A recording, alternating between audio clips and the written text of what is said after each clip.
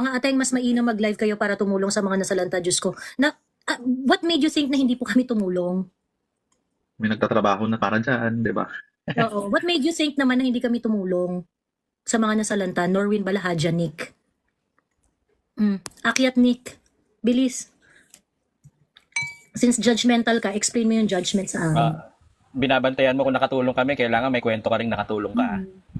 Ayun. What made you think na hindi kami tumutulong sa mga nasalanta, Norwin? Hello, Kasi Norwin. madam, ang sinasabi lang po dito, bakit sa gitna ng mga nangyayari sa ngayon, ang dami niyong nagla-live, tapos tinitira niyo yung presidente. Tinitira niyo yung presidente. Wala akong problema. What I'm trying to say is, be kind na lang po siguro. Kesa nag-aapit tayo ng negativity. Ano? Diyosme, Norwin. Diyosme, Norwin. Ang dami na namamatay dahil sa kapabayaan. You want to be kind to this government?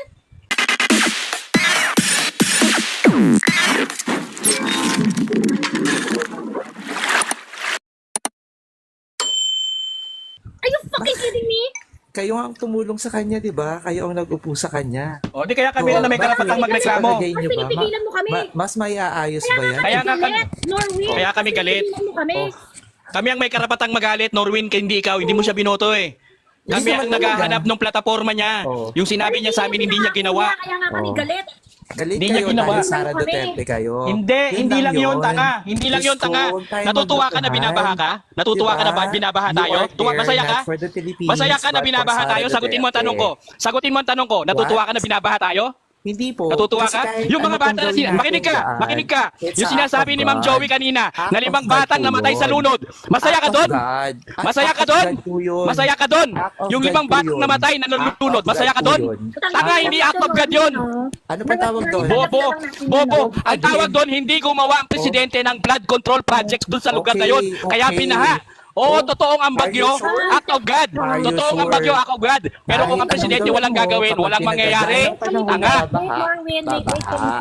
Ganun Okay, po yun. It's Norwin, not just Bobo. for the one person. Norwin. O let's say, nagkasala siya, Makinig ka sa mali host. ginawa niya, Norwin. hindi niya pinagbigyan yung, Norwin, hindi niya are you binigyan going ng to respect posisyon me as yung, a host, or yung you flood want to control take na over? sinasabi nyo. You want to Sa take palagay over? nyo You ba, want to respect mabubuhay me as niyo a yung limang host, bata na Norwin? namatay ng kakalive nyo dyan? Norwin! And saying for the hatred of the other Norwin, person. tumigil na nga My si God. Himig eh. Ano, makikinig ba sa akin? Nirerespeto ako bilang host o hindi? Diba? Bakit Ano, ako ang hinaan mo, nirerespeto ako. madam? I'm going Kanina to siya give you your- naniligaw, hindi mo siya anuhin. You're going Diba, to... pinakyat niyo are you ako, going kayo ang to nag-invite respect sa me akin. as a host? Nag-mute na ako, Bobo. Asking Nag-mute to na ako. you. Mag-mute ka. Oh, bobo ka din. Mas Bobo bobo ka nga ka, eh. bobo ka, Norwin. Diyos ko po, tangina, bobo. Di man lang ako pinagsalita mo, madam. Nilaglag mo naman agad. Wala na, ang tawag dito yung mga ganyan katulad ni Norwin. Hindi kaya kasi Duterte kayo, ganyan-ganyan. Parang, putang ina, isa namin yung points namin dito. So sasabihin mo lang kasi Duterte kami. Ewan ko sa'yo, Norwin, napakatanga mo. Tanga-tanga ka, Norwin, for the following reasons. Number 1, for you to tell us na huwag kaming magalit. Ba't kami hindi magagalit? Ito ba yung pinangako ni BBM? Tapos sasabihin mo, nagagalit kayo, eh kayong bumoto dyan. Exactly, that's precisely the point. Kaya nga, Ano namin nahanap natin to, yung performance. sinisingil namin doon sa pangako niya, sinisingil namin doon sa pangako niya, and you want us to shut up ka, putang ina ka! Saksakan ka ng Correct, Bobo correct. Norwin! Saksakan ka ng Bobo Norwin! And again, this kind of Filipinos, na merong dysfunctional na gobyerno, tapos ang aawayin mo, kapwa mo Pilipino? Kami ba yung nangako ng flood control project? Kami ba yung nangako na aayusin ang mga issues with Mute mo na, climate mute. change? Sige nga, Norwin. Pagkatapos you are being asked, okay? Alam ko sinisigawan ka ni Himig. Ikaw sinasabayan mo rin si Himig. I wanted both of you to calm down. Nag-mute na si Himig. Kasi ikaw ayaw mong makinig kang putang ina ka. Anong gagawin natin? Diyos me. Simple as, tinatanong kita, irerespeto mo ba ako bilang host o hindi? O ayaw mo naman, putang ina mo ka, umalis ka dito. Tsaka sabi niya, madam, Duterte ka raw. Ano problema doon kung Duterte kung sino sinuportahan mong tao, di ba? Ganyan nga, ano ngayon kung Duterte yung gusto naming uri ng standard ng politics? Anong problema nyo? Kaya nga, wala silang pakialam doon. Kung sino yung sinusuportahan mo, di, go ka doon. Wala kami pakialam sa'yo. Sabi ni Norwin, ayun lang yun. Kasi nga Norwin, tatanga-tanga ka, hindi ka makasabay sa usapan. Kaya feeling mo, yun lang yun. Kaya feeling mo, yun lang yun. Kasi nga tatanga-tanga ka, Norwin Balahadja, Nick. Kasi sa tutusin lang, madam, no, ay yung ayuda doon sa Cavite, no, 1.2 billion, samantalang wala man lang sa kuna. Tapos ngayon, ang budget dito sa region ng Bicol is 411 million lang. Paano tayo saan ang matinong gobyerno ngayon dito? Matino pa ba For yun? 2024, yung 3rd district ng Camarines Norte, Bisaya, meron kang background noise, maingay. Ayun. Yung meron ngang news sa meron ngang news ako na kinontent ko nung isang gabi na kung saan merong isang congressman from Camarines Sur na tinapyasan ng 600 million yung flood control project na allotted doon sa distrito niya. That for the 2024 because nagsalita siya against doon sa budget. Flood control projects na supposedly idadagdag dito sa Camarines Sur 3rd District. Tinapyasan yung budget niya because nagsalita siya against some irregularities in the 2024 budget. Yan yung uri ng gobyernong gustong suportahan ni Norwin.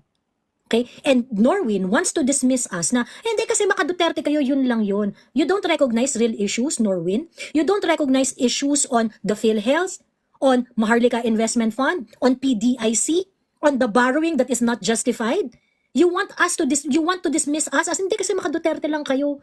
Wala kang kasing tanga, Norwin. Ngayon, kung ganun yung reason mo, hindi ka kasi makasabay sa usapan. Ngayon, pag hindi ka makasabay sa usapan, shut up lang, makinig ka lang. Huwag masyadong tanga. Hindi, tsaka gusto kong mag-stick sa flood control Norwin, hindi mo ba alam yung sinabi yung speech, yung privilege speech ni Villanueva, ni Senator Villanueva at Coco Pimentel?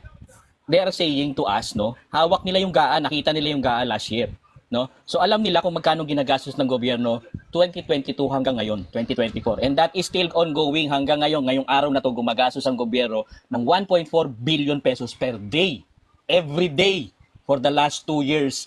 Tapos makikita mo binabaha ang bayan mo, hindi mo alam kung saan nila dinala yung 1.4 billion pesos kada araw. Hindi ito kada taon, hindi ito kada buwan, kada araw, Norwin. Kaya wala kang alam. Sabi niya napaka-double standard ninyo. Hindi, Norwin, again, hindi ka lang makasabay sa usapan. At sabi ni Norwin dito, ma'am, ito, sabi niya nito, both of the Vice President daw, wala ding Paano si Vice President is substitute lang siya kung anong mangyari kay BBM. Alangan naman sa mga pangungunahan yung mga desisyon ng presidente, di ba? May sabihin na naman nila. Okay, sige, sagutin natin yung mga banat ng bobong Norwin kasi baka tumalinaw, baka magkaroon ng pag-asa tumalinaw. Sabi niya, may flood control project naman daw kay PRRD, ano pa naman daw, ganyan. So, meron bang first measure, ano karami yung namamatay sa mga natural disaster nung panahon ni PRRD at gaano karami ang namamatay nitong panahon ni Bongbong? Bilis. Joey, may feeling ako na isasagot niya. Anong isasagot niya? Mas nakakarimarim siguro yung mga namatay dun sa EJK. Wala, hindi naman nila mapatunayan yan eh. But anyway, meron tayong data. So let me just pull it up wait lang.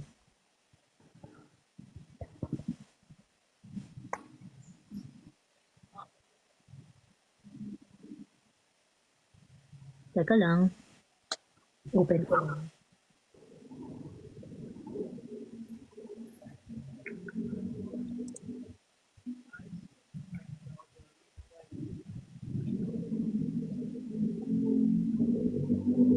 Pero shoutout ulit kay Mami Laika, ba't di ka umakyat, Mami Laika? Ma'am Joey, bababa na po ako. May work pa bukas. Thank you sa time. Thank you, C. James. Thank you, Sir C. James. Thank you po. Naku, ayaw lumabas ng nung Totoo talaga yung sinabi ni BP Sara, ma'am, na kontrolado talaga yung budget sa 2 tao lang, no? –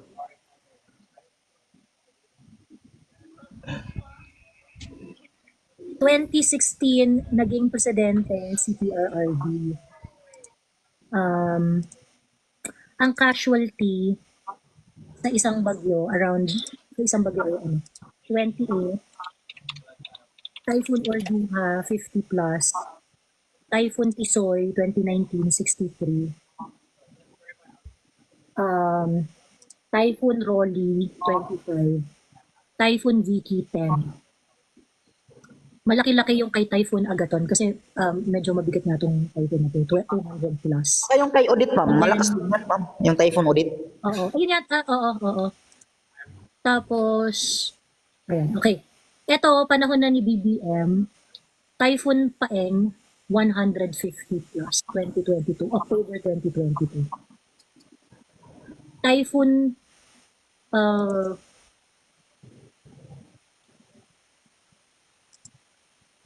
teka lang ha. Ayun lang pala yung naka-list dito. Yung iba na tao. Was out kami nung panahon ng typhoon ni Odette. Was out yung Leyte talaga. Pero hindi kami pinabayaan ni Duterte. Ayan. Well, anyway, yun. So, ano to, medyo ano lang to ha, hindi pa to masyadong ganun ka-reliable tong data na to, be fair. Okay? Kasi ang gusto ko talaga makuha yung official data talaga for 1 year. Kasi per typhoon to eh. Per typhoon itong nangyari na to. So yun, tingnan mo yung isang typhoon palang pa-end palang 150 plus na. October 2022. Ang dami na agad nito. Considering na yung kay PRRD ng mga mga casualty, mga nasa 20. Ganun. Correct, pero nakapaghanda, kaya di ganun ang casualty versus intensity ng bagyo. Yun nga, mamilay ko. Yun yung ayun. So, but anyway, Ma'am Cheryl, hello?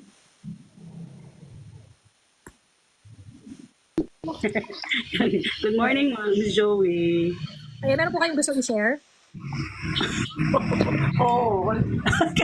yung sarap-sarap ng tulog ko kasi nga maulan, malamig. Siyempre, dito naman tayo sa syudad. So, hindi tayo ganun ka-affected kasi ulan lang. And then, makikita mo yung bangag yung presidente, oh my God, na napaka-clueless talaga napaka-clueless niya doon sa press con niya na kumakamot ng ulo. Yung sasabihin pa niya, we are at the mercy of the weather. Yung mga ganun, grabe, parang gusto ko pumasok sa gusto ko patayin. Bakit gano'n? Sabi ko, kaya sabi nung ano yung minura mo kanina, natawa ako, sabi ko, ito mamumura talaga to eh. Naisip ko na eh, kasi syempre, timpoyat ako, lagi akong nakikinig sila. Alam ko na yung mga ganong diskurso, mamumura. Mamumura talaga. Actually, I want to share something too, Miss Joey, no? Okay, hello, teka lang, Tito Cheryl, meron ka pang gustong i-share para makapunta tayo kay Melted G? Ay, Reynaldo Arevalo, sorry. Ito napindot ko to si Reynaldo Arevalo. May gusto ko pa bang i-share, Reynaldo? Hello, Reynaldo.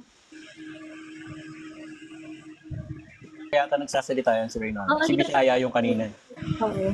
Kaya ito na lang sa akin, Ma'am, Miss Joey, go. yung si Inday Sara, di ba, yung talagang bumira na siya. At yung sinasabi niya in Bisaya, di ba, makidumog siya sa kanal. Yung makikipagdumugan hanggang kanal, aanuhin kanya talaga. Natuwa-tuwa ako, sabi ko, iba na talaga to. Talagang, na talaga si Inday Sara. Ready na siya, whatever happens. And then, yung inano pa niya si Amy, di ba? Ibig sabihin, talaga pinapakita niya na kahit friends tayo, hindi ako nagtitiwala sa iyo. Friends tayo, pero hindi ako nagtitiwala sa iyo. Bahala ka kung ano yun. Kung ano yung ano mo. Alam mo, Tita Cheryl, kung anong fearless ka. No, Inday, hindi niya na itataas kamay ni Amy. Pero feeling ko yung tatay, baka itaas pa niya yung kamay ni Senator Amy. Okay. Yun ang feeling. Feeling mo si PRRD, maaawa pa siya kay Amy. Hindi kasi si PRRD at saka si Senator Amy. Malaki yung nagkakahandle. Diba? Okay. Kasi natulungan talaga nila isa't isa. Si PRRD at saka si Senator Amy. Nagtulungan talaga sila. Tapos mahaba yung ng tulungan. So parang tingin ko, because of that, kasi alam mo naman yung matandaan. Diba? So may chance, tingin ko may chance na itaas ni PRRD yung kamay nila. Ay, naku, kahit pa. Wala na talaga. Pero feeling ko si Inday, baka Oo, yun ang maganda doon kasi talagang outspoken na si Inday na talagang nabudol siya, di ba? Yung gano'n na yun, talagang pinapakita niya kay Amy na friends tayo. O sige, pero wala nang tiwala, di ba? Yung gano'n. Talagang pinapakita niya, yun yung gustong-gusto ko eh. Kahit nag-iisa lang si Inday, talagang laban na siya. Laban na. Kasi sa gobyernong bangag, wala namang mangyayari talaga eh. Sabi ni France 30, dating bayaran na babae, ngayon nag-iingay na sa TikTok. Pwede pong pakisabi sa akin, saan po kukunin yung bayad? Kukubrahin ko na po yung bayad para makabili po ako ng maraming lala. May lala siya, oh. Oo. Dang, that's my favorite. Ngayon lang ba siya ngayon ka lang ba nag-TikTok sa baba? Sino man yung nagsabi nun? Ako sa'yo, putang ina mo kang tanga ka. Hindi nasan yung bayad. Anong tingin mo, tatanggihan ko yan? Amin na, bilis. Lalo Saka na ngayon- tataas ngayon- na inflation rate sa Pilipinas, nakakapulit. Ngayon ka lang ba nag-TikTok, Franz? Kasi ngayon mo lang ba nakita si Joey na nandito sa TikTok? Ang tagal-tagal niya na dito, tapos nag-YouTube na yan. Ngayon mo, Mas nauna pa ako kayo ng nag-Facebook. TikTok. Diyos ko. Oh. Tapos ngayon mo lang napansin na nagti-TikTok siya. Sabi mo bayaran. Ay, Ate Jo, ano na pala nangyari doon kay Migs? Hindi na talaga Wala. wala. Dead ma. Tayo na. Kapal na mukha nun, no? Kapal talaga ng mukha niya ni Migs. Bilala ako ni Migs. Tapos anyway, pinaglalaroan lang siya sa Davao eh. I really hope I really hope na hindi madala yung mga tao sa District 1 sa Davao ng mga ayuda-ayuda. Kasi pagka pinairal talaga yung ayuda sa District 1, baka matalo si Pulong eh. Kasi haanip Actually, nakakasadyang ayuda na yan, ano? Parang lahat na binibigyan ng ayuda. Tapos kinukuha na sa mga taxes natin, right? So, hindi ko masasabi they don't deserve that. But my point is, sayang naman yung pinaghirapan naming mga medyo nagbibigay talaga ng tax sa government, right? Totoo. Okay. Yung mga natin, papamigay lang pagkatapos sila pa yung may pogi points. Correct. No? Correct. Tayo yung trabaho, tayo yung naghihirap, tayo yung nagpakaputa para din sa mga taxes na yan. Tapos yung pogi points kanila. Correct. Diba? Diyos me. Ayun, anyway. Ate Joy, babalik ako ah. May call lang ako ng 1:30. I'll be back. Sige. I have to drop. Okay, balik lang. Request lang ulit. Ang malaga, Ma'am Joey, yung yun ang mahalaga sana. Hey!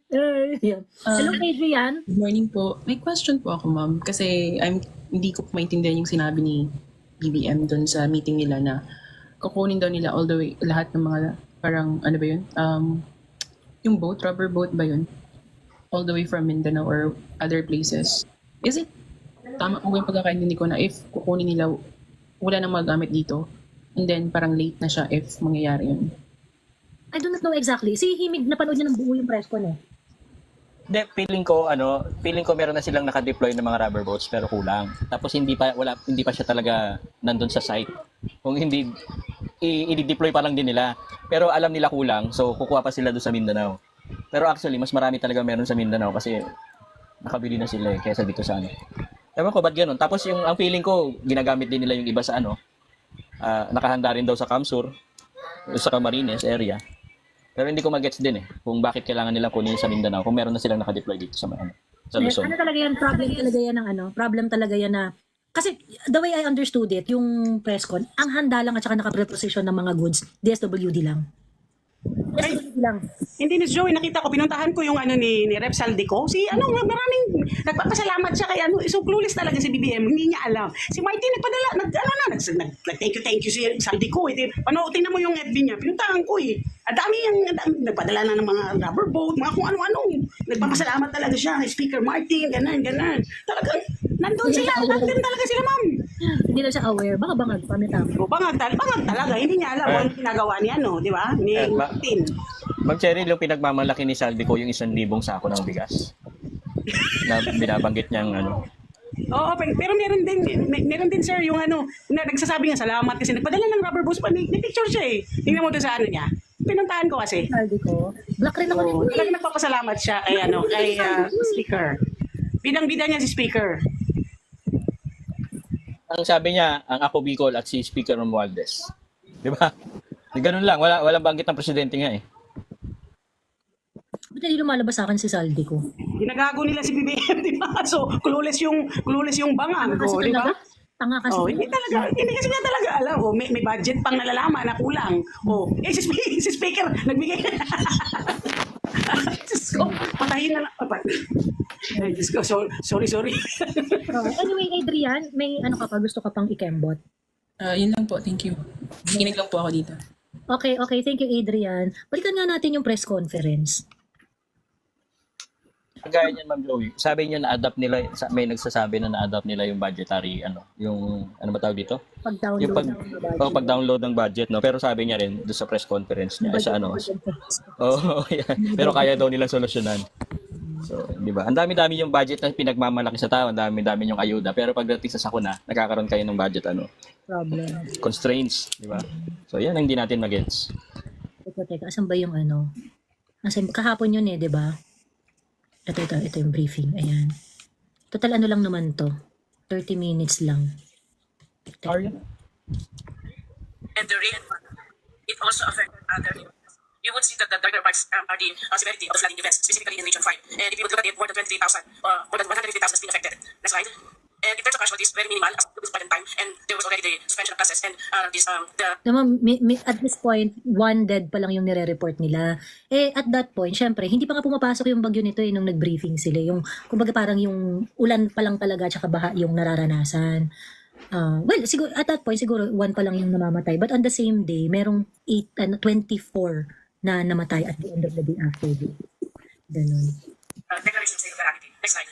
And in terms of status of lifelines, as of this point in time as well, as of reporting time, still as minimal as that. But I think the most Teka lang important thing to look at, especially as the reports or the information comes in, would be the damages of agriculture and even the livelihood assets of the people. Next slide. Yes. The previous slide, please. Simply because we are not going to some affected areas. So what we have to know for our own people is what are the rules of the hospital, what are not, what need to be open, and then prioritize natin. As it is already 93 out of 106 road sections are not passable, seaports out of 34 in Calabarzon are not operational, 34 out of 34 are not operational, 10 out of 10 bridges in Region 5. So it's isolated. The whole region actually is, to a great extent, is isolated. So basically, some of the inactivity of the seaports and other communication lines were precautionary measures that has been undertaken. And well noted, sir, on what you have mentioned, that we're still going to see more of the effects later on as the storm passes. As what has been mentioned by Pagasa, there's a lot of coverage in terms of areas. Parang ang dating kasi surprise sila na isolated yung region No? Parang ang dating surprise you did not expect that this is going to happen. Dapat may contingency. Ayun. In terms of response, of course, in immediate response because it's flooding, of course, the need for rubber boats and water Ito na. has been identified early on. And I think one of the issues that we have right now, which we'll be seeing in the later slides, would be the need for logistics to transport them. Not just to transport people, but to evacuate people from harm's way. And these are the additional needs that we're looking at, and as what I mentioned, the gaps. Until this morning, there So were additional rubber additional boats. That's why Office of Civil Defense has already been coordinating in some areas, specifically with Region 6 or Region 7, if there would be available rubber boats to augment the requirement in Region 5. And for Yan yung sinasabi na kailangan nila ng rubber boat, additional. So ang sinasabi dito, Region 6 and Region 7 yung pagkukuhanan ng rubber boat. Ibig sabihin, they are not ready. Yes. Not ready. Walang naka-preposition. Wala, sabi nila i-augment. Siguro hindi nila ina-expect that the storm is going to be this big. Pero kasi, with the volume of water, at saka yung category kasi nito ni Christine, na-forecast naman niya na malakas talaga si Christine na marami siyang tubig na dala. I think that Joey, they really haven't studied it kasi as far as I know, narinig ko din yung nakaupo sa Malacanang na sabi niya na ang bilis tumaas ang tubig, no? Oo. Minention niya na parang ang problema daw dito sa bagyo na to, ang bilis tumaas ng tubig. Parang baka hindi naman yung surprising kasi sa dami ng volume ng tubig na dala, di ba kasama yun sa expectations? And to think, prior him seated sa Malacanang, he keeps on talking about environmental change or whatever. So where's the plan? Kasi that's your advocacy in the first place. Kung si Digong it's about drugs, then your advocacy was environment, or climate change. So ano na? Yan nga masakit rin, no?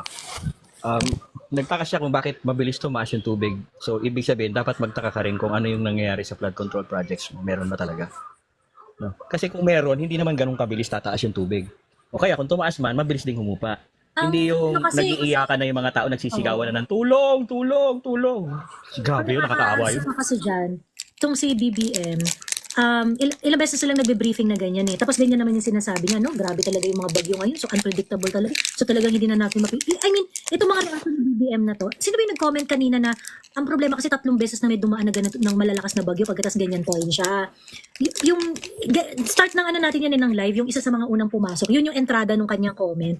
Ang problema, nakakatatlong ganito na tayo na ngayong taon na to, pagkatapos ganyan pa rin yung sinasabi niya. Yung parang surprise siya na hindi kasi inaasahan na ganito kalakas ang bagyo, yung gano'n. Yung parang ilang bagyo pa yung dadaan para malaman mo na hindi mo talaga magigauge kung gaano kadelikado ang isang bagyo.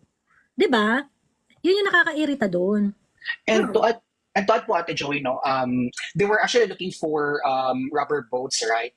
I don't think na walang mayayaman dyan sa Bicol region, and they are actually like near sa dagat, so it means some of these residences have jet ski. Why are they not allowing other people to use those equipment?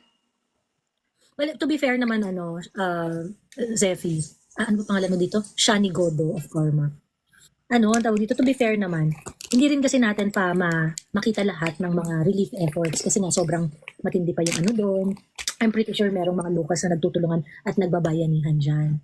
Ang main concern talaga kung bakit nakaka-bad trip si BBM is yun na yung lack of sense of urgency, yung proactiveness nawawala. Alam mo yun, ang nakakabwisit talaga dyan is you're not assuring the people that you are doing something. And at least ba he could show ba na he has a plan, or hindi siya mag-alter ng mga words na discouraging, like, oh my God, anong gawin natin? Like, Diba? Sa call center, tinuturo yan di ba? correct. Positive scripting naman. Positive scripting siguro. Kasi, Di, at saka yung bumabagsak yung balikat, na wala tayong magagawa eh. Helpless siya, Oo. Diba? We are at the mercy of anong klase yun? Ang back, ma'am, parang walang sense of empathy rin yung the way he delivers thoughts. Walang sense of urgency. Lahat nagpapanik na siya. Anong gagawin natin? Pero kung ikaw sa hindi mo alam ang gagawin mo, paano pa kami? 'Di ba? Kaya parang sinalo ni Remulla yung tanong niya eh. I think the ND will tapos biglang nagsalita na si Kasi pa talagang hindi niya alam eh. Ang nakakainis doon, nagtanong ka na nga, nagkamot ka pa ng ulo, parang parang ngayon. Para sa Niyo. Oo, parang bobo lang talaga, wala talagang alam. So, for na mayaman. Oo. May nagrereklamo sa akin kanina pala, alala ko lang. Nagrereklamo, Joey, gumawit ka naman ng cellphone stand, parang awa mo na.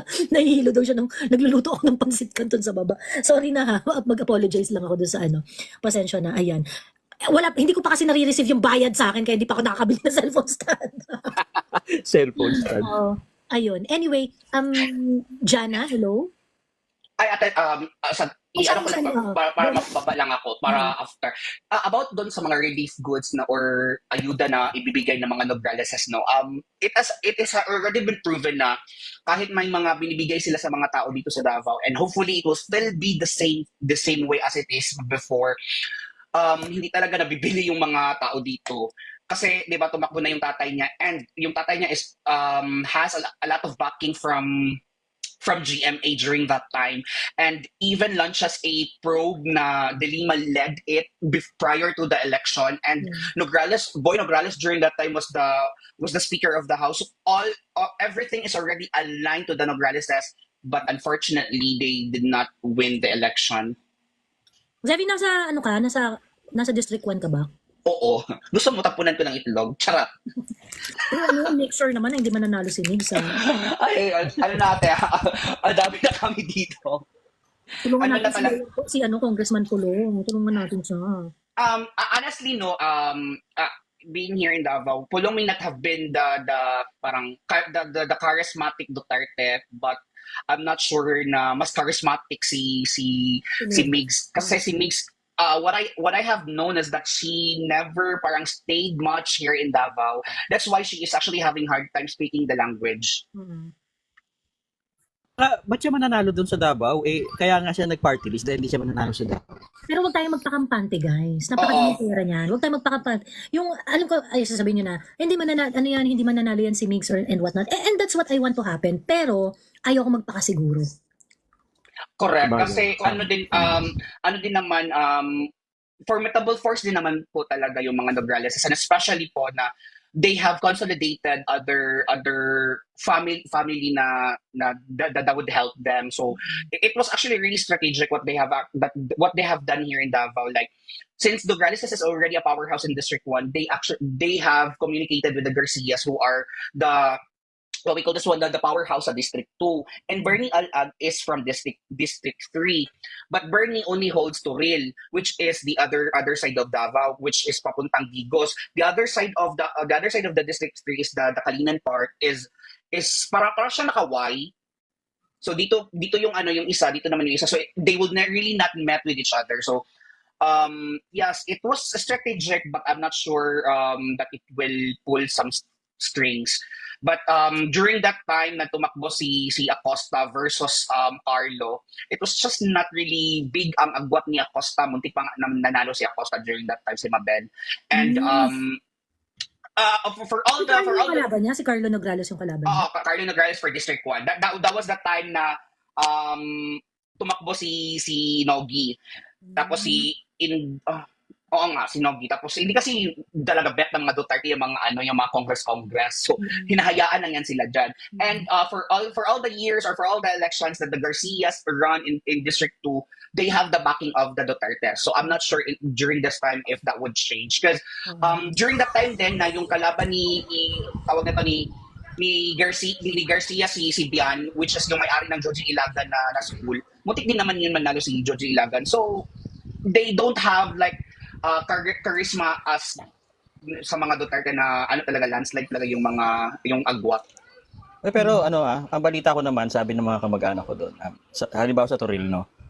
Andyan pa naman ang mga Cascabels, ang mga Bolos, Bilbars, at saka mga balita ko hindi naman nagbabago, Duterte pa rin. So medyo malalaking clan din yan, mga lalaking angkan din yan dyan sa may area ng Toril. So I don't think ang Toril.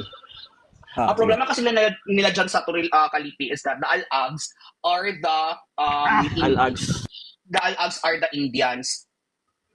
Ano tawag dito yung 5-6? Oo, narinig ko na yan. sa mga driver. So, yun din Sa bagay, kung yung mga mayayaman nga tuwan-tuwa sa pera. Diba? Sa pera na kumakalat ngayon. Kung yung pa kaya may hirap, so tama si Ma'am Joey, hindi tayo dapat magpakampante. Yes, hindi talaga dapat magpakampante. Ayun. So, please make sure na hindi kasi alam niyo ang laki ng stake niyan. Pag nanalo yan si Migs, gagawin nilang Duterte Slayer yan. Yan, ako, Diyos ko po. As in talagang nightmare pag nanalo si Migs dyan for some reason. Kasi alam niyo, kompleto resources niyan, ang daming pera niyan, backup niyan, administration and things like that. So, gagawin niya ng lahat para manalo. And gagawin ng administrasyon na to ang lahat para siya manalo. So therefore, kailangan niyo talaga to make sure that she is going to lose the election. You know, I may I may understand that yung iba may mga issue kay Pulong and whatnot, but Migs Nograles is way detrimental to District 1 of Davao kaysa kay Migs. Itong 2025 election, no, Davao City will be the battleground, no? Kaya hindi talaga dapat patalo pagdating. Walang panama si Coco kay Carlo Nograles kay PR. I'm very sure of that. Pero yung kasi alam nila na among the Duterte si Paulo yung parang yun nga sabi niya least favorite. Kaya yung least favorite ganun. Although malakas pa rin si Pulong talaga. Pero among the Duterte siya yung least favorite. So kailangan talaga tulungan siya. Kasi pag for example kung si Kaka ang humarap kay Pulong, there would be a bigger chance na matalo talaga si Pulong. Because among the Nograleses din naman, Kaka is the well-loved of the Baweños. Hulika, would you like to go up? Maraming na issue si Hulika Hulika, would you like to go up? Ingat, Sefi, update mo kami sa Davao. Ayan, akyat ka Hulika. Wala kang invite button tapos mukhang kagagawa lang ng account mo. Do you want to talk about the allegation of Luis Tro on DepEd? Pag-usapan natin yan. Bilis, hindi ako aware pa. So you might want to enlighten us. Ayun. Pagkatapos yung confidential fund lang ang Davao, kaya talo si Migs. Pag-usapan din natin kung paano mangyayari niyan. I think not now. Di wag ka muna nagkukuda dyan. Mute ka muna. Wala naman pala. Kung ayaw mo umakyat, wag ka na muna magkukuda dyan. Ayun. Anyway, hello Jana. Hello, Ate Joey. Hello. Naririnig mo po ako? Yes. Gusto ko lang mag-comment dun sa Norwin. Kasi nakakawisit siya nung sinabi niya na, bakit hindi na lang kayo tumulong? Alam nyo, okay lang naman tumulong, sige. Pero yung ipamukha mo sa amin na parang wala kaming ginagawa. Yun yung nakakawisit. Pangalawa, parang pambato kasi nila na kami tumutulong. Parang gusto nyo ipakita sa amin na kami lang yung mabait, kami lang yung tumutulong sa kayo wala, na puro lang kayo pang blame sa admin na to. Alam niyo ba, chinek ko yung mga PR ng kakamping. Mm. Nakakabwisit yung ginagawa niyong pambababoy kay VP Sara. Mga gago kayo. Sasabihin niyo na, kadiliman ba versus, ko yung isa eh. Bakit tingin niyo kayo ang Kadiliman perfect, versus- kayo ang tama? Buwana Mga hayop versus kayo. kadiliman. Ano yun? Diba?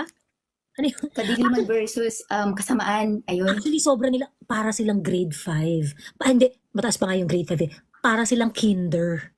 Para silang kinder mag-isip ng tema. Kyle Spirit, pag matapang sa comment section, akyat. Ngayon, kung hindi kayang umakyat, makinig na lang.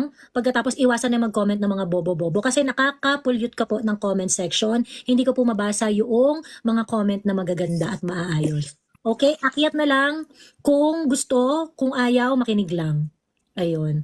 Usapang bobo to, isa pa to. O, sige, mute ka na lang muna. Kung para makaakyat, kung gusto niyo makisawsaw sa usapan, akyat. Okay? Ngayon, kung magko-comment na bobo, automatic mute kayo. Okay? Okay? Ayan. Si Bruha daw makipagdebate. Hindi po ako nakikipag-usap sa Undin. Ayun. Hindi na po about Undin or apologies or pink. If may mali na sa gobyerno, dapat po muna. Sabi ni Juan Miguel. Thank you very much, Juan Miguel. Yes, that's true. Ayun. Jana, go. Sige. Tapos yun ate, nag-research pa ako. Di ba yung pink na yan, sila yung mga dilugan dati. Mm-mm. Gusto ko ipaalala sa kanila, lalo na dun sa Norwin, nung sinabi niya na, di ba binoto niyo yung presidente na yan? Mm. Ang gusto ko rin ipaalala sa kanya, na sa time ni Pinoy, 44 staff yung namatay. At nang hihingi sila ng reinforcement, walang ginawa yung gobyerno ni Pinoy. Di ba nag-iiyak yung mga sundalo na nun? Kasi masama yung loob nila. Ganon din ngayon. Di ba? Maraming humingi ng tulong tapos kayo parang kayong namumuliti kaya hindi naman si VP Sara. Tapos pangalawa, di ba? Sa panahon ni Pinoy, nagkaroon ng wrongful conviction kay Corona. Mhm. Yung mga senatorials, yung mga senador doon, galing sa partido nyo. Tapos, sabi nyo, hindi kami matalino, mas tama kami, let me educate yung mga tangina nyo. Mga tangina nyo. Dahil sa wrongful conviction na yan, namatay yung isang tao, sira yung reputasyon niya. Tapos, yan yung hindi binabalita sa media. Na sa sobrang talino nyo, nagkaroon kayo ng wrongful conviction. Tapos, ang papakita nyo si VP Sara, siya pa yung baliw. Lahat na ng pambababoy nyo. Alam nyo, tama yung mga naririnig ko dati na kaya kayo natalo kasi mata pobre kayo. And you deserve talaga na bumagsak mula sa pinakatuktok to sa lupa ngayon. Mga litik kayo, mga Ate Joey. Septic tank. Bumagsak sa septic tank. Ayan. Ayun. Anyway, thank you, Jana, ha, for sharing. Ayan. El Poncho, meron ka gusto idagdag? Bumalik ka. Anong gusto mong sabihin? Hello, El Poncho. Hindi, nakamute. Na-carried over down ako sa isang umakyat yung, what was her name? Si Jana. Jana, yeah. I agree. Yun nga, hindi sila effective in the first place. Yung mga dating dilawan, nag-rebranding lang. Same goes here dito sa era namin. Ganyan din sila eh. Let me educate you. Parang mahilig sila manglihis. Similar lang din sila sa mga BBM na upgraded lang ng konti yung BBM compare sa, tama, yung BBM upgraded lang ng konti. Yung mga loyalista. Yung mga loyalista. Worse Sorry. sila sa king. Mas Worse, worse sila sa king. mas worse Kasi pala sila. may It's mga the other ping way pang around. matatalino eh. May mga ping pang matatalino eh. Yung mga loyalista May na yung mga BBM supporter ngayon ngayon. Yung mga BBM supporter ngayon, yung mga nagpapanggap na loyalista, hindi kasi yung mga kilala kong loyalista sa father eh. Yung mga loyalista sa father, medyo nag-iisip pa yan. Pero yung mga nagki-claim na loyalista ngayon, yung mga supporters pa ni BBM. As in, si BBM ang sinusupport. Mas worse. I agree. Worse pa yan sa Worst. Alam Alam mo, walang substance talaga, ma'am. The way they alam niyo, Sir El Poncho, no? More than a year ago, no? Magkakasama kami, pinagtatanggol namin si BBM, no? Mas maganda pa yung labanan noon pag debate. May lapagan at singilan ng resibo. Ngayon kasi wala na eh. Puro kwento na lang alawenta yung mga BBM ngayon. Yung nga eh, parang ang pangit ng the way they delivered it, yung mga thoughts nila. Sobra sabog-sabog. Nakakapiko na ang hirap bumaba sa level na yun. Mahirap Hindi na ako bababa ako sa level na yon. Sabi ko nga, bababa ako dyan sa level na yan. Kikitain ko kayo dyan sa putikan tapos sasabunutan ko kayo paakyat. 'Di ba? Para umakyat kayo sa level namin. Sa ayaw nyo, sa gusto ninyo, para makarating kayo sa level namin, kakalad ka rin namin kayo from the kabubongan putikan. Ayun. So, tatalino kayo, whether you like it or not. Tatalino kayo. Masasaktan nga lang kayo. Pero tatalino kayo, I promise you. Ganun dapat. Diba? Kaya nga eh. Ang hirap ipaliwanag sa kanila yung mga ganyan. Lagi yung babanatan ng Guys, question lang. Wait Bakit lang, kulang cool. yung... Wait lang, cool. Darating tayo sa'yo. Pila to. Okay, sige. Sorry, I'm sorry. Yes, thank you. Ayan. Okay. Ayun, anything else, Poncho? Yes, ma'am, that would be it. I'll be on mute again and we'll start to listen again. Thank you. Okay, thank you, Alfonso. Ayan. Ate mo, Jang? Hello, can you hear me po? Go. Hi, good evening, Miss Joey. Namiss ko kayo. Oo. Namiss ko tong live na to kasi nagre-report na ulit kami sa office pero work from home kami now kasi may bagyo. So, ayun. And dagdag ko lang doon kanina before I tell something or some stories muna. Kasi ganito yan sa losses, no? Kasi sinasabi nun kanina, medyo gusto kong kanina umakyat kanina pero nasa meeting ako. Kasi yung isa parang di daw, basta yung sa preparedness daw. Cite lang example kasi I'm working on an insurance company for US company. So kami, for example... You analyze risk. Yes! Yan, very good. Okay. So ganito, kapag, let's say this year, may mga claims kami na masyadong malaki yung casualties from fire, relatedly, lalo sa California. So, after ng event, sabihin natin, may preparedness pa rin before the event. Pero, after the event, i-assess mo yan kung ano yung mga naging casualties nyo, magkano yung nagasto sa mga claims, ganyan. And then, agad-agad, nakakaroon kami ng strategy meeting para mas mapaigi yung preparedness ba, kung ano yung mga precautionary measures na pwede namin gawin para next year, kung mangyari man ulit yung losses na yon, hindi namin, mababawasan, tsaka hindi kami total gagastos sa claims ng ganun kalaki. So yun yung dapat... J-Chu, akyat dyan, bilis. Paiyakin mo kami, akyat ka. Tingnan natin kung kaya mo kaming paiyakin. Bilis, wag matapang sa comment section kung hindi kayang kung hindi kayang panindigan. I-mute na kita ha, J-Chu. Akyat lang ang solusyon. Muted ka lang, hindi ka block. Okay? Hindi ka block, pwede kang umakyat. Dito mo ilabas ang tapang mo sa kudaan dito sa akyat. Okay, wag mo nang babuyan yung comment section ko. Kasi maraming iba na may kwenta yung comment. May skip natin sila pag yung mga bobong comment na lang lumalabas Okay, thank you, J-Chu. Ayan. Go, Ate John. So, kumbaga, i-assess nyo yun para at least coming next year, mangyari man yung losses na yon or bago man mangyari, alam nyo na yung gagawin nyo para hindi na ganun karami yung casualties na nangyari. Pero kasi dito sa Pilipinas, parang nangyari na siya di ba dapat sa isang beses pa lang kasi, dapat from there pa lang, matututo na agad tayo na ano kaya yung dapat natin pwede pang gawin next year na mga preparations para hindi humantong pa sa ganito. Tsaka hindi ka pwedeng magpakakampante na, si signal number 1 lang yan, mamaniin lang natin yan, okay na yung preparation natin. No, hindi ganun. Maliit man yung bagyo or hindi, kailangan yung pagiging prepared mo at full blast pa rin. Kasi hindi mo masasabi na sabihin natin signal number 1 yan nandyan. Baka mamaya pag tama dito, 3 na pala. Paano, nangyari sa'yo? Nga ka na lang. Kasi syempre, hindi mo na pa... Ano sasabihin mo? Hindi ko napagandaan to sa akala ko 1 lang Doon tayo nangyayari. Kasi akala lang natin. Doon tayo nangyayari sa akala. Why not na mas pag-igihan pa yung preparedness na parang maging equal yung touring natin sa lahat ng disaster para dumating man yan, mahina o malakas, wala masyadong casualties, wala masyadong damages. Ganon dapat yung practice. Mapasino mang politiko yung nakaupo. Ganon kasi dapat siya. And yung next na sasabihin ko, ito Ma'am Joey, actually kasi lagi ako sa team replay. Kwento ko lang. Gusto ko lang talaga matagal na to i-share. 10 kami sa circle ko ng friends. And then, 3 of us, BBM kami. Then the rest is Mama Lenny. But now, we are all listening sa videos mo sa YouTube. Dahil sa akin. Kasi, nung una kasi, parang gusto ko silang ma-educate. Pero, yung way ng pag-i-educate ko sa kanila, parang way siya ng, I don't wanna offend any... Parang preachy. Yes, correct. I don't wanna offend any pinks out here. Kasi, I have several friends na pink sila. Pero, the way lang mag-educate ako sa kanila dati, parang galit. Ay, hindi, kasi ganito, kasi ganyan. Parang tinatry ko sila dating ma-persuade, pero hindi sila nadadala sa ganun. So, nangyari one time, pagkasama ko sila, nakikinig ako nanonood ako ng videos mo. Then, nagtataka na sila, ano yung pinapakinggan mo? Na ganyan, ganyan, ganyan.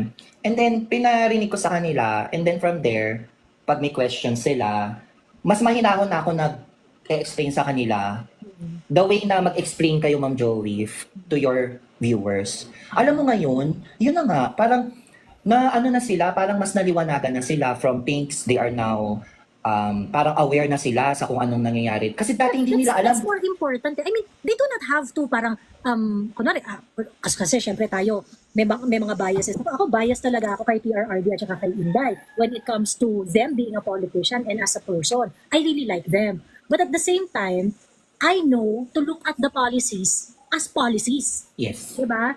Yun yung difference natin dun sa ibang mga supporters na when they like, let's say, Lenny, when they like Ping Lacson or ganyan, hindi na nila mahiwalay yung adoration nila dun sa tao and looking at the policy as policies. Diba? Like, for example, yung mga gustong-gusto kay Ping Lacson, bakit mo siya gusto? Eh, yan yung may pakana ng liquidation via certification.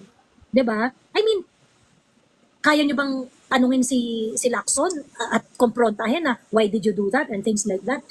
Ako, kahit ko sinusuportahan si Inday, kahit sinusuportahan ko si PRRD, if we are talking about policies and they agree on certain position that I do not agree, I can ditch them pagdating doon sa polisiya na yun. Diba? Doesn't mean I don't respect them, doesn't mean that I do not like them at all, but it's just that when we talk about policy, bayan yun eh. Diba? Bayan yun eh. Kaya nga, diba sabi ko si Inday, even I called out Inday sa isa kong post before, na I really hope that constitutional amendment and reform is something that's going to be part of Inday's politics moving forward. It's a wishful thinking, pero nilatag ko na sa aspetong ito, magkaiba talaga kami ni Inday. Ganon. True. Ay, Actually, yun yung in-explain ko sa kanila kasi parang mahilig talaga silang makipagdebate sa akin na bakit gustong-gusto mo si Inday? Bakit gustong-gusto mo? Kasi noong una si BBM. Bakit gustong-gusto mo si BBM? Ang lagi ko lang sagot sa kanila kasi ganito yan. Kung yung ako nga sabi ko nga hindi ako tumitingin kasi sa tao. Kasi tao, kumbaga parang ako lang din yan eh. Pero ang masusuportahan ko kung ano yung advocacy mo. Kayo nga, nanonood kayo ng Miss Universe, gusto niyo yung tao, tapos hindi niyo alam kung ano advocacy niyan. Kumbaga parang ganito, sa advocacy or sa platform kayo tumingin. Sabihin natin ako, alam mo, ako nga kung si Rizal Ontiveros, kung ang plataforma niyan, pag ubos sa NPA, boboto ko yan eh. oh. Boboto ko yan, regardless. Kasi ka na-agree ako, di ba? Oo.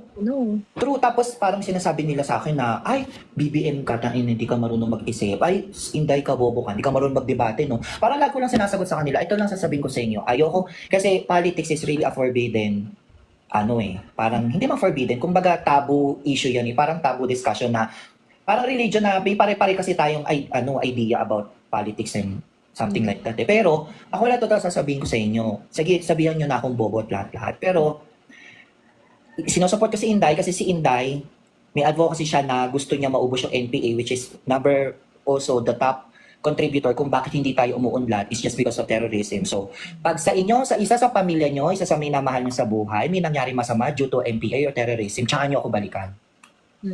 Tsaka nyo balikan lahat ng sinasabi ko sa inyo ngayon. Sabi ko, I'm not looking dun sa people or ina-idolize ko sila kasi ito yung pangalan nila. Hindi. We need to see politicians kung ano talaga yung pakay nila para sa bansa natin and kung ano talaga yung magandang maitutulot nila para sa atin. Sabihin man natin na nawawalan tayo ng pag-asa pero meron at meron pa rin uusbong ng mga bagong politiko dyan na ang puso nila para sa bansa. Yun ang iisipin nyo palagi. And then, yun nga, nag-start na sila manood ng videos mo, ganyan. Alam mo, lahat kami parang, oo nga, no, tama nga si ano. Kumbaga, natuwa na rin sila na mas naging aware sila. Dati hirap na hirap ako mag-explain. Alam nyo ba, yung pera natin, kinukurakot lang ng mga congressman, hindi nila nililiquidate. Wala silang pake. Hindi nila ako pinapakinggan. Pero ngayon, alam mo, pag magkakasama ka ni Ma'am Joey, which is tuwang-tuwa yung puso ko, minsan ang topic na namin, tangina itong mga congressman na to eh. Parang naging topic na namin na, para saan ka bumabangon? Bumabangon ako kasi may congressman akong pinapakain ng masarap everyday.